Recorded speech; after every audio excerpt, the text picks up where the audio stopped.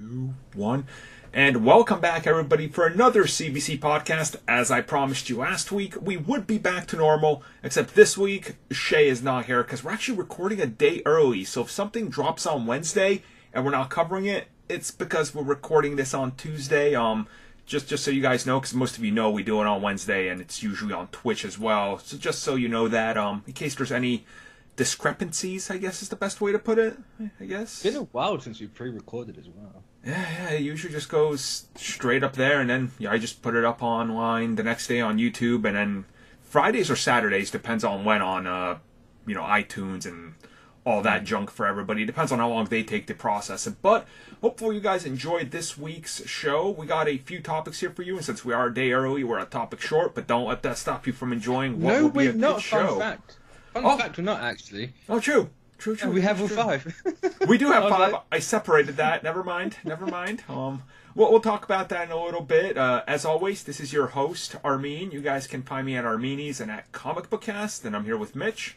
What's up? You can find me at Mitch692. And also Tristan. Hey guys, you can catch me at HG Chance. So, big announcement we made a couple weeks ago. We have the CBC membership thing, which you guys can join down below. We recorded 2 gaming podcasts so far. The latest one, we cover the violence and all that with video games getting blamed. If you guys are members, go listen to that. I know a bunch of you have, and we got some great feedback on it. Yep, and episode 1 should be hitting YouTube soon, just to give you a feel. What we're actually going to do is, if you guys are listening to this on YouTube, and you have to listen to this podcast on YouTube, the little annotations that pop up, go up there, you can listen to the first episode exclusively, and then after that, they're all going to be exclusive further on to the members, just so you guys can kind of get what the feel for the show is, I guess. Yeah. We made that decision. But along with that, we actually do have a bunch of content on there. I don't know if people have checked it out. Audio commentaries, The Dark Knight should be coming right around the corner, which we did a little bit earlier. There's plenty of things that are already up on there, like Justice League, Suicide Squad, and way more are coming. There's movie reviews, video games, comics I've been covering. Just a lot of stuff coming soon. There's a lot of stuff. If you guys like it, check it out. And there will be an exclusive topic there this week, which is, Mitch, what is our exclusive topic on there? You put me in a spot for a title now. I haven't attacked you. I suppose you could say, like, is Hickman setting up the mutants in the MCU? Exactly. Okay. Make it nice and clicky. Right. So that'll be a topic for you guys on there exclusively. We're going to discuss how Marvel might have just cracked how to bring mutants into the MCU. Yeah, and I've been seeing this a lot. Just for basically $2 will get you access to most of the stuff on there. Pretty much, I haven't seen people saying, "When's the price? Where's the price? Where's the price? I'm not going to subscribe till I know the price." Well, now you know. It's $2 gets you most of the stuff. A couple tiers on there, like they're all various. The highest ones obviously get you audio commentaries, and the highest one you become a sponsor, which those will start coming next week because I have to record sponsor messages and talk to everybody via email. So if you guys are listening to this, your stuff is coming. So it'll be good. It'll be good. We got a good community on there. Quite a few people have been signing up. So Sweet. If you guys are interested, check everyone. it out. Yeah, thanks everybody. And soon we'll start doing some shout outs and things of that nature. Topic number 1. It's been a long time coming. A lot of people believe that there is a disconnect between Marvel Studios and Marvel TV, which there was a little bit, but now those days are behind us. It's going to be good. And, I've been preaching about this for a long time on Twitter. So Yeah, because wasn't it like one side was doing one thing and the other side was doing the other thing, and they're like clashing heads on what they could and couldn't do for the most part? It was kind of like that. Not like it's not so much like how the CW and Warner Brothers do it. Right. It was more just kind of like Perlmutter's like, I want this, and it's like, oh, you can do that over there. But in like, if you look at the Defenders stuff, that was more of a Feige idea. Mm-hmm. So it was kind of a weird situation. But now that like Ike's no longer in charge, really, they're kind of free to do whatever they want. So is that why Netflix is being like really petty right now? Netflix is Netflix. Yes, that's something. Here's what people need to understand. When these deals were formed, when Marvel was bought by Disney, there was people still in positions and their contracts had to play out. Ike Perlmutter being one of these main ones, and when he decided to move on with the president and do more stuff with his cabinet, he more or less had that choice of, hey, you can go do that. You'll still be, chairman of Marvel because that's your thing, but you're going to literally have no say anymore.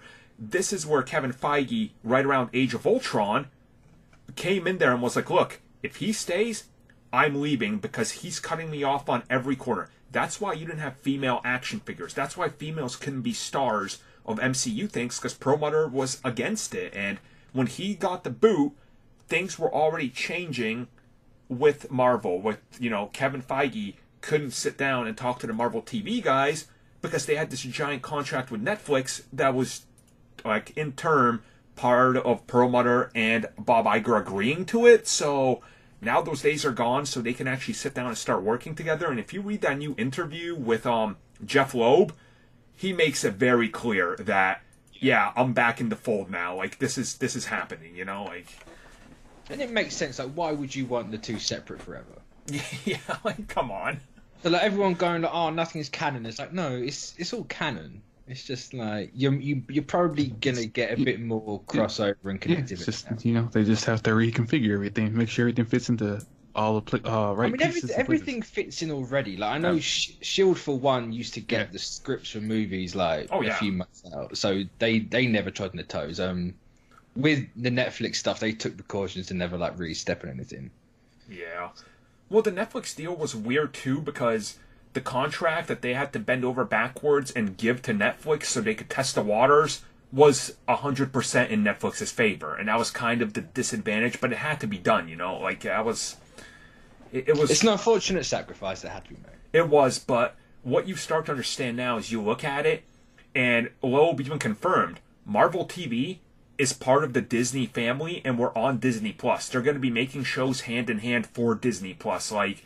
You start to understand which direction they're going in and who's going to be doing what. And it's like him talking about more crossovers down the road and how many multiple projects are in development. Like, it starts to sound like they're finally going to deliver on that. It's all connected, because for the first time in about 2 years, he finally said that again. Like, because he's been laying off of it. He's like, I can't really say whether it's not. You want me to say it's all connected. He was like, oh, guys, it's all connected. It's like, oh, he's trying to tell us what we know, but they can't get to it, right? Like, yeah, pretty much, Mm-hmm. So it's gonna be good. I have faith that this is gonna turn out real good. What's like the one hypothetical that you think you want? Like, what's something you're like, I don't know if I'm gonna get it, but it might happen. Like, I mean, let's be honest. Like, not necessarily what I would want the most, but I think what everyone wants is Cox and Holland.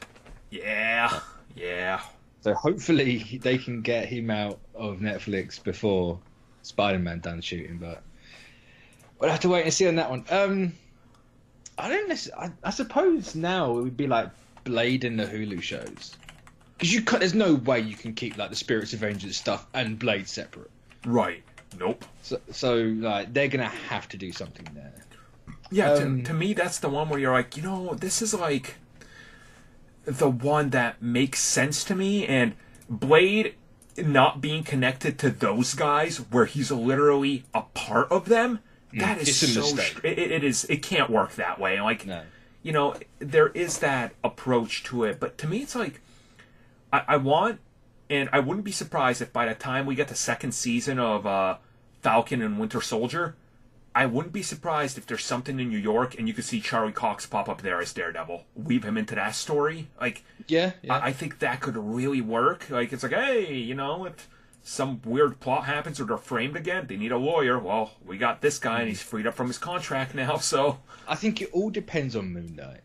Yeah. Like, if Moon Knight lands on TV, which I think he is because they've been trying to do him for a while over there, then it has to be a crossover. Yeah, definitely. It just has to be. There's no two ways about it. But if he's on the movies, then you could still probably have to do a crossover, but I think it will be less of a priority.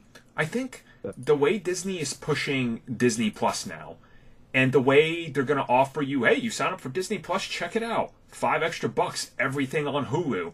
there's no way that these shows stay that disconnected anymore. Yeah. Like, it's like, hey, we want people to buy the bundle. Guess what? If you want to finish this season, you got to watch that season. Mm-hmm. Like, they know that people will turn up for the interconnected. I know people are going to go, but, you know, obviously, Ghost Rider isn't going to get as many views as Winter Soldier and, you know, Falcon. But guess what? Ant-Man doesn't get as many tickets as Avengers or Doctor Strange, but he's still a franchise character. So you got to have that medium, you know, like the carryover, I guess. So yeah, and especially like in a time when people are like, "Oh, everything's the same from Marvel." It's like, well, here's something different. Yeah, here's way different. There's still jokes in it. I mean, there's always good jokes. Let's talk about this, because this ain't no joke. Just kind of spin this off. Adventures into Fear is what the Hulu brand is known as. That caught me by huge surprise. Like, who first appeared in Adventures into Fear? Oh, it's happening, boys. Yeah, you might get a spot in season 2. Yeah, I was surprised that they were gonna go with that as a title for the overall show. Mm-hmm. Well, I mean, it kind of makes sense when you think about it, the type of characters they're offering. And Jeff Loeb even said, the stories we're telling here are going to be much darker than even what we did on Netflix. It's like, oh, they got a full hand in this now. Like, and Ghost Rider is not a, you know, joke character. Yeah, I like how like Loeb just literally came out and went like, we're not calling it horror. Yeah. And so I understand perfectly why you wouldn't want to call it horror. Like, horror's got that connotation behind it, whereas like fear, it's not necessarily like, you know, horror's kind of become synonymous with like blood and gore and saw and all that. So let's get away from that, because we don't really want that. No, you don't. I mean, and that's part of what interests me about this, because so far we know 2 shows, we know a few registered trademarks out there, which, does that mean that the Vengeance are still going to get a show? Like, is that going to be a standalone show? Could you imagine that? No, Spirits of Avengers is the crossover for them all. Okay, yeah. Adventures into Fear is literally just more the just banner. The brand, for... yeah. Yeah. Which, I mean, let's be real, Man-Thing is coming, right? Like, yeah. There's no way that's kind of who I was like going like, who first appeared. And I've seen a lot of people bring up the argument that that's not going to happen because his statue appears in Ragnarok and he's a Marvel Studios property. I'm like, guys, again, they're working together. And Agent Carter went to TV, was overseen by Loeb and those guys, but they had like one of the Russos direct an episode. So, again, and she's now going back to TV after being in a movie again. So. Exactly. Like, there's definitely more connective tissue here, and I'm excited to see how this whole Adventures into Fear works, because to me, I think they're going to explore more of that darker, evil, like satanic side, if that makes sense, which I really like, because there's so much in there that's cool, that's so obscure that you can do whatever you want with it, you know, like Hellstrom. Yeah. Like, I was just looking over the quotes that they were saying. It's what both you and Mr. saying is that they don't want to have this kind of gory connotation on their show, because what horror is it's just an amalgamation of everything from horror movies to, you know, gore to just monsters running around. And what they want is just their main character or their hero to be feared, to be looked as a monster, but they're in essence not a monster. They're the true hero of the story. It's like the Swamp Thing effect, you know. Yeah. Like, pretty much it. Well, they're gonna go with Man-Thing as well. Like, exactly. They're gonna go that route with Man-Thing and Ghost Rider alike. So. Yeah. Plus with Man-Thing, you know, like he has that inner monologue that's really sarcastic. So. But then he touches people and they burn. So it's a bit of a catch-22. I've seen a list of names that they want to use for this stuff, and there's like Mephisto. Oh yeah. Like Enchantress. But even I think they might be saving Enchantress for Thor. I'm not sure, but there's definitely a long list of names people have been wanting. So. I'm 100% convinced we're getting Elsa. Like, that's. Like she's in that Marvel Ultimate Alliance 3, just so obscure. I'm just like, yeah, she's totally coming to TV. They need another strong female that's going to be like murdering things in hell. Unless they do literally just put her with Jane and have it like. Sure. Oh, wait, did you see Elsa or Enchantress just there? Elsa. Oh, I saw it's Enchantress. I've had a dumb couple of days. My ears ain't been working. I'm going deaf. I'm too old for this. No, Elsa Bloodstone's definitely on there. Yeah, she's got to happen. Like, Yeah. makes sense to me. But yeah, Avengers interfere. I guess that'll end that. Well, it looks like my dreams are finally going to become a reality. Because You hope so. I mean, by the sound of it, everything's pointing to Namor happening. Like, it's. Now, what if they pull the rug out and it's actually Nightmare? Oh no! Because Nightmare has a kingdom and he has a castle. It's true. It's true. But it would be interesting then that it was teased by Derrickson quickly. Then he deleted that post with Namor, and Yeah. there's been so much Namor movement in Marvel Comics, just like with Blade the last 2 years. And then it's like, oh, I don't know where Blade's here. Like, I don't know. I feel like there's a lot of interesting factors moving behind the scenes that we don't know about. Yeah, his name keeps coming up, and it's just like there doesn't tend to be like, smoke without fire. Exactly. Now, by the sound of it, they're casting an Asian actor, which, yes, that makes sense, as it should be. To me, Namor, do you think they go one and done? Or is it one and done, then he becomes a hero? Or do you think he's like a phase villain? I don't know if you necessarily keep him a villain, but I think you keep him as someone like at arm's length. Uh-huh. Yeah, because like wasn't like Namor's initial appearance that of kind of a villain, but more of an anti-hero, more so towards everyone else but the humans. I'm not sure in his first appearance. I mean, probably I'm not sure. Boy, I'm trying to get this pulled from my memory because I'm remembering the Reboot name or more, which I read recently. He was a hero, but it wasn't like Aquaman. Like, he was way more. Like, not even. I can't describe how he was. It's weird because I saw some like writers talk about him because he's been going around. Is that originally he was like a hero to everyone else on the planet that weren't humans. Right. Yeah. Which is how it was. So that's why I'm like, is he an anti-hero more so than a villain? Well, then you get to play with the perspective of a hero. Yeah. Mm-hmm. Like someone's hero is another person's villain. Yeah. Which is a very interesting way to take Namor. The thing is, like, the Namor that came out in 1968, I believe was his, like, Reboot #1, that character deviated far from the initial run when he was, like, punching, you know, like Hitler's goons and stuff on, like, boats and fighting them with the invaders. So, like Captain America, he got a slight reinvention, and I would believe that Marvel's going to find a medium between the two, because that seems to be what they're doing, and I really hope that they just, when Namor comes in, that they, I don't want to say they don't treat him as a joke, because people are going to try to make a joke out of him, because as they did with, you know, Aquaman when he was first announced, but I think Marvel's going to find an interesting way to make him a likable character, that you're still like, kind of like Thanos, you're like, he's clearly evil, but... I think what they should do with him is make him like the underwater Asian Black Panther. Yeah, definitely. Like, literally just play him in the exact same way, but it's kind of like, hey, you know, we're going to put these two against each other. Mm-hmm. So you kind of a bit like a civil war situation. So you get to like one and you get to like the other, and it's kind of like, well, they're both kind of right in their own way, but one might be more right than the other. And there's also like a part of me that hopes that he stays like not an Avenger, like he stays on the outskirts, and when things get really out of hand, he's like, of course, you need me and my giant dinosaur to help you. The second it affects the water, then he comes out. Just like, no, you do you. Or when Sue Storm has marital problems, that's when he swoops in.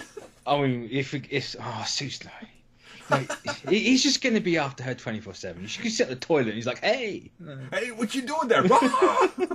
You're without Reed, I see. Like, like doesn't he have like dozens of wives? If I remember correctly. Yeah. Namor like, is a real shady character. Yeah. Not as shady as Star Fox, but he is shady. No. Namor's like what every guy that joins the gym thinks they're gonna do. He's like, I'm gonna join a gym, I'm gonna get buff, and I'm gonna have all the ladies. That's Namor, but in reality, you don't get that. That's how it goes. You just end up buff with a whole bunch of bros. That's how it goes. That's how he'll end up too. Be like, oh, there's a bunch of fish people around me. But I'm excited, dude. If it's Derrickson that brings him in, this is going to be the greatest looking Atlantis ever imagined on film. Because, dude, oh my god, could you imagine that? Like, but then, like, where does Namor fit in? Like, sure, isn't the movie's called Multiverse of Madness, for crying out loud. But it's like, is it then Namor's in a different multiverse? Is that how we're going to play it? Like, or is it just kind of like, hey, he is a Namor. You haven't seen our Namor yet. Like, do they play it that way? how about this?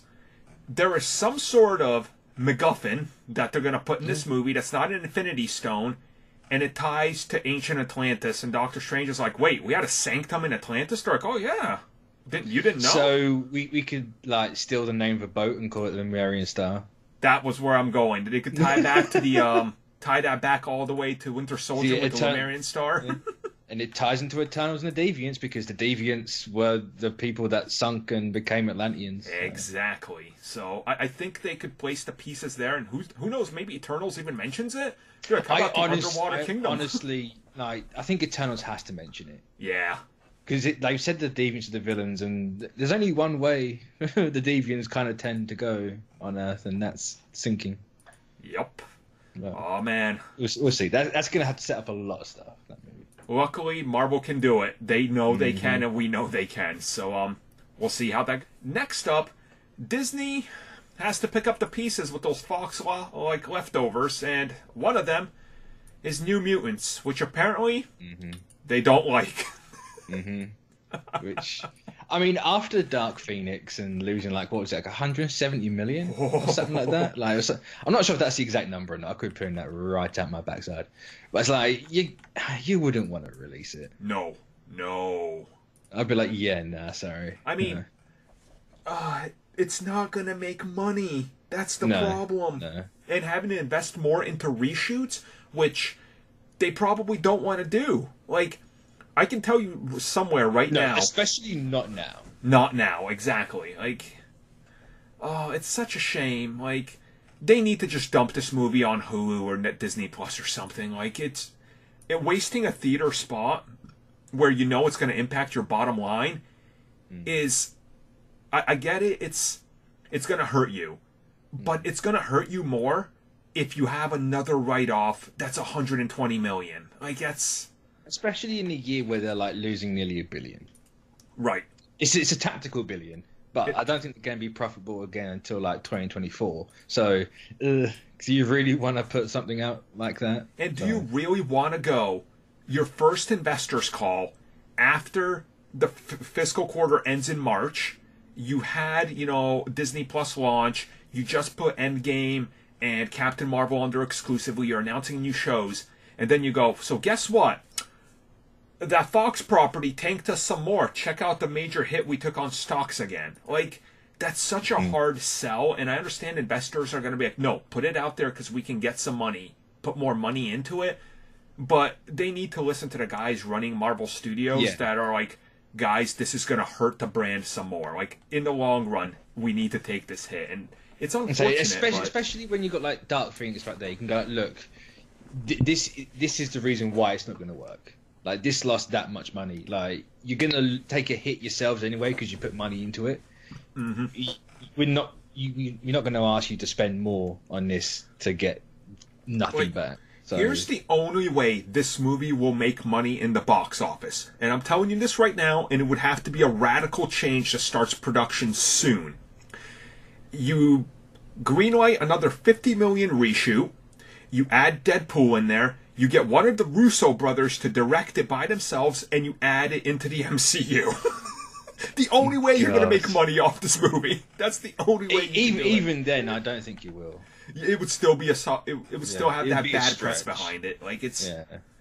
No, because the movie's a joke at this point. It is. It's literally a meme. Like, New Mutant's supposed to come out today.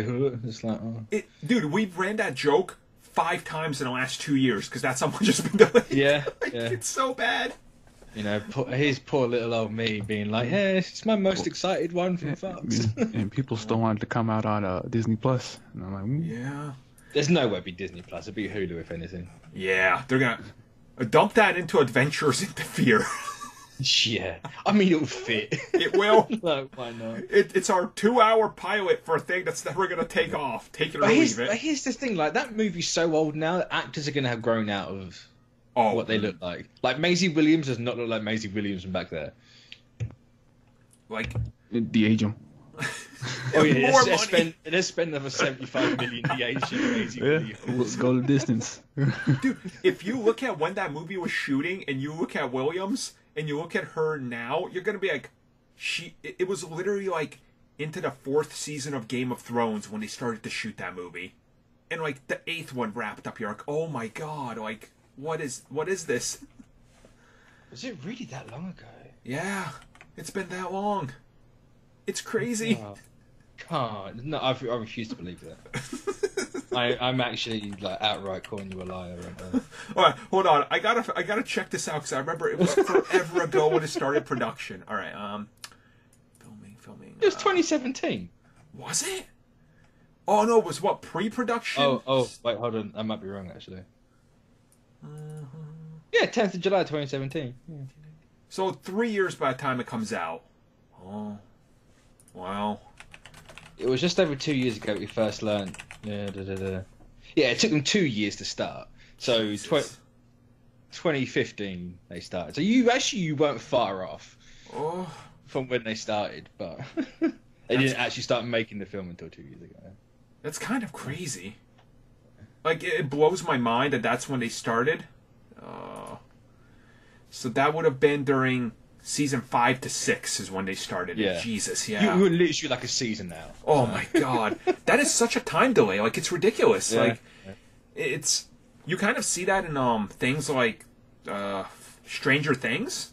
They're like, oh, these kids are much, much older than what they're supposed to be. Season 3 was like, ugh. Yeah. It's like, I can't watch these kids no more. Wait, are they supposed to be 13 or whatever? Because they look 18. That guy's clearly 30. It's like Ned in Far From Home. It's like, yeah, that dude's 40. No. He's not a child. No, he's young at heart. That's all that matters. Someone at the movie theater when I was watching Far From Home actually asked me, they're like, how old is that guy? He looks like he's like 37, 38. I was like, honestly, I don't know. He might be. Like, yeah, if he's 20, I'll be shocked. Yeah, crazy. So I know they're all around the same age. It's just like, yeah. It's because he shaves his head. It's true. Really, but he wears that sweet hat, though. He does. Gives him confidence. That was a good discussion about New Mutants. But yeah, rip New Mutants. Dump it, please. Take it off your slate. Replace it with anything. So look, at this point, just put it in the vote. Like, yeah. The Song of the South is going to need some company since that's the only thing staying in there. just put it in there. Oh, like, you just threw that right under a bus. Jesus. Ooh. The Doctor Doom script is officially complete and in the hands of Kevin Feige and Marvel Studios. I don't think that's what the done meant. Well, I mean, for just a little bit that I read anyway, kind of sounded like, yeah, it's not going to happen. Right. See, I kind of read it the other way a little bit because I'm like, I see it that way, but he said he's done with it and it's in their hands now. So if they're going to do something with it, it's up to them. I mean, fair, it could be that way. Because, I don't know, he seems like a guy that if they would want in their camp. He's super talented. Like, Noah Hawley is super talented. Like, and I trust that his Doctor Doom script is probably... I would be willing to argue that if we ever see it, it's probably the best thing that Fox has ever written next to Logan. Yeah, so right. his full quote. I mean, where it stands now is that the movie is done and Legion is done, and I've taken a little time off because someone told me there was this word vacation, which means you don't work, which sounded really interesting to me. So, but I need to circle back to them and announce. I don't know. I think you could take it either way, to be honest. Yeah. I took it that he was like dead. See, I'm taking it with wishful thinking because I really want a standalone Doctor Doom in Marvel Studios and his script because he is so good at character-driven, like, motivational pieces. Like, I think this would be something real special. Now, if it ever happens, who knows? Maybe they'll take parts of it and they'll give him credit and roll it into the Fantastic Four, which I could see happening, like... I'll just say it again, TV show. Disney Plus. Yeah, that's what they should do. Or even Hulu, and then make it like all dark and gritty with the whole Romani side of him, or Romani, whatever you say. Yes. Put all the gypsies and everything in there. That'd be so good. Man, there's so much potential with this. That's the thing. Like, there really is. Like, it'd be sad if it is dead, because there's a lot of you could do with it. But I feel like they should try to get this out in whatever shape or form before the Black Adam movie happens, so at least they got another decade. Yeah. That movie's never gonna happen. Oh. Let's be honest here. Because, like, the similarity of their... Not, like, their entire story, but there are parallels to be drawn between the two characters, so... To me, it's like, I want Doctor Doom to happen, but which one ever happens first, the second one looks like the copycat. It's kind of like the whole... Well, let's be honest here. You're going to get a Doctor Doom trilogy starring The Rock before you get a Black Adam movie starring... Oh my goodness. Like, let's The Rock is Doctor Doom. I mean, why not? Let's do it. Like, yes, it's getting rid of the Romani bit, but, like, you know... I want Doctor Doom doing the Haka dance! Yeah, That's the greatest thing ever! Samoan Doom. There you go. The Doom bots are just a bunch of other Samoan family members like they were in Hobbs and Shaw. Dude, this movie would be this movie would make $2 billion. That would be amazing. I don't know, like, a part of me just wants... It's not even like I want this version. I think I just desperately want Doctor Doom to be done properly. Like, that's at this point, it's kind of like, can we just get him done? Yeah, can you just get a Doctor Doom in any way, shape, or form that's competent? Like, it doesn't even have to be... Like, a bad version of Doom would probably be the best version we've still gotten. And, like, in my mind... yeah, it is the common one. Right. That is the best one. So, that's sad. And, I mean... Doom, to me... I think they can't fail him. He has to be a Thanos-level depth character where you look at him and you're like, you know what? They deserve props for this one because Doom's story, like, involving his mom and everything, like, that is some powerful stuff in there. So, Can we get the guy who played Jamie Lannister as Doom? Yes, please. He's so good.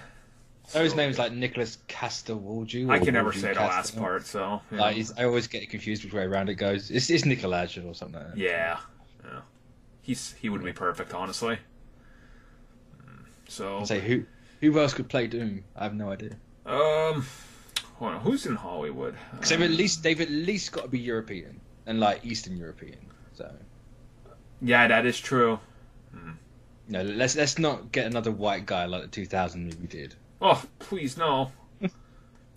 I don't know. Who's popular Eastern European actors? Are there many? Not that I can think of. Then again, I'm not great with, like, just picking out actors from different parts of the world. I'm, like, ignorant in that way. But... I mean, it's kind of interesting because, like, I would assume he's going to have to be, like, somebody that can carry that Doctor Doom manner with him, and there's so much to Doctor Doom that's nuanced in his motions and stuff that... So you need a guy who can play the character behind the mask. Exactly. Yeah. Get Tom Cruise. Well, have a transparent mask again. Tom Cruise is like, you have to actually put a metal suit on me. Why? Because I'm actually about to burn my face. Okay, so... I'm looking at a couple names right now that pop out. He's good if he's not in Suicide Squad. Joel Kinnaman is Swedish. So... a bit more Eastern than that, I'd imagine. Yeah. But...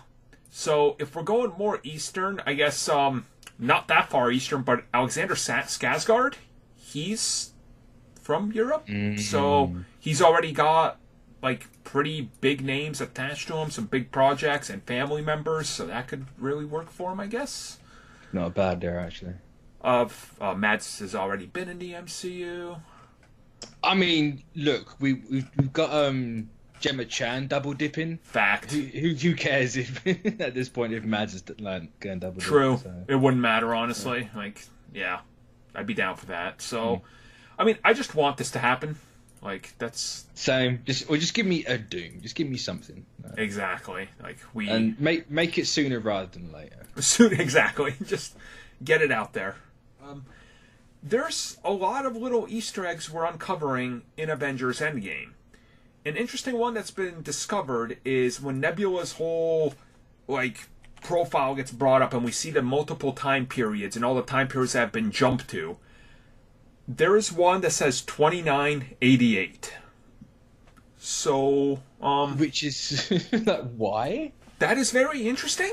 Like, what? Yeah, it's like I don't understand why it would even be there. If it was 2099, sure, it's a cool Easter egg. Yeah. But like, what's 2988 got to do with anything? So the only thing I looked up when I was looking up MCU is 2988 lines up with the whole battle for the ether that happens with the elves, but that would be in the past. So, I mean, it could stand to reason that that's maybe it, but maybe this is some sort of connection to Eternals. I could see, like, maybe. And some people were just speculating that maybe they're just seeing how far they could go back on some pin particles.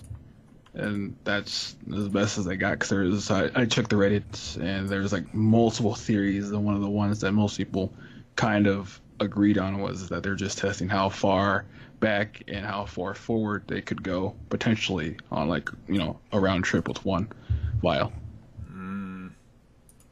Yeah, I don't know, it just tosses me for a loop. Like, it's such a weird Easter egg. Like, and a part of me wants to believe that there's more to it, because remember, like, on the I think it was Thor: The Dark World, where Salvig is writing a bunch of random stuff on the board, and people went back to it, they're like, wow, there's a lot of Easter eggs here that are really important to the future of what happens. It's like, oh, there is, and like... Right. Apparently, it doesn't say if it's BC or AD. Yup. So, 2988 is the year of the Battle of Svartalfheim, I think. So is that the Ether, or did I combine it with something? I think it is the Dark Elf reference for the Dark One. Watch them make another movie where they completely redeem the Dark Elves, and we look back at Dark World like, man, that movie's good in retrospect. Yeah, it's the battle when Asgard defeated the Dark Elves and Malekith when the Aether was there. Okay. So yeah, I don't, from the sounds of it, I think that's your safest bet. So why would they need to go there if they can already get the ether from Jane? Like, that's... Well, you know, they were talking about what year the stones were where. So if Thor knew at that point, you know, they didn't know if you went to 2012 you could get 5 or whatever it was, or 4. True. So it might have been the case of, like, Thor just like had said, oh, in 2988 BC, blah blah blah blah. Yeah, I don't know. I'm just spitballing at that point. It's just kind of like, yeah. Do you think that maybe they'll do something with this? Do you think this is just kind of like a cool, hey, Easter eggs? Like, I think it's probably just an Easter egg. Yeah. Or, I mean, what if somebody did maybe jump back there to try to get it, and the Loki TV show can show it from that angle? I could see that being a little thing. Yeah, the Loki can go back there, change historical events. Why not? Goddamn that show. Still like me. Alright. Yeah. Still the lowest of hanging fruits. Oh god, yeah. It is a low fruit. But hopefully, down the road, you know, something can happen, and maybe they'll explore this. Maybe, who knows? Maybe they'll go to the future at some point. I mean, when they run out of villains in about 50 years... The future's a very tricky thing to do, because then you have to set something in stone. Yeah, you do. And it's true. Like, is Feige going to be committed to that? Like, I don't know, but it'll be something if he does. I suppose you can go far enough. You can go like, hey, this happens here after everything else just died off naturally. I mean, 1,000 years is plenty. I mean, it is true. Like, you know, you could do the Eternals and be like, hey, yeah, we're going to survive forever. And, you know, movie 3, when the next host comes along and we have to do the Unimind, is in the year 40,005. I don't know. Oh my God. You're just throwing words out at this point now. It's like, this all sounds like Star Trek technobabble. What is this? Damn nerds. Damn. And your tokens. And your the Eternals. I don't know. I'm hopeful that maybe we'll get some sort of crazy, like more time travel, and I think we will because they've teased it. They're like, oh, we're not done with playing with time and space, so maybe. I mean, yeah, Loki's getting time travel, isn't it? Exactly. So it's like there's a whole show that's coming out built about an alternate reality, and then there's a whole movie about multiverses. So who's to say in some multiverse we're not going to jump to 1,000 years in the future? Yeah. That Loki TV show sounds really, really cool. It's going to be Loki's Excellent Adventure. Yeah, it'll be something. I mean, you can make it sound a bit cool by saying it's Quantum Loki, but yeah.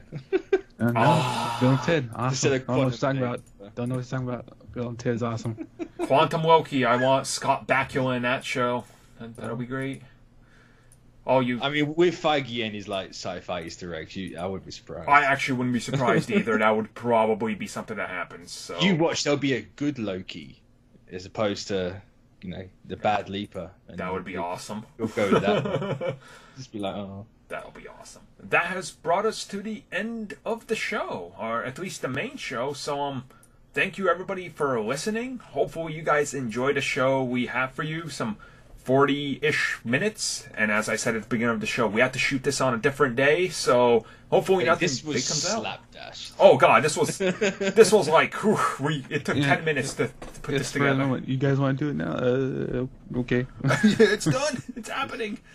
So, like we said, as always, check out the little memberships, audio commentaries, exclusive content, podcasts, all that good stuff is on there. And as we teased, if you guys are members already, go check it out right now, because right as the podcast goes live, you guys will have your bonus topic, which we discuss how Marvel Comics might have just explained MCU's X-Men and the lack of them. So hopefully we see you there, guys, and we'll catch you next week.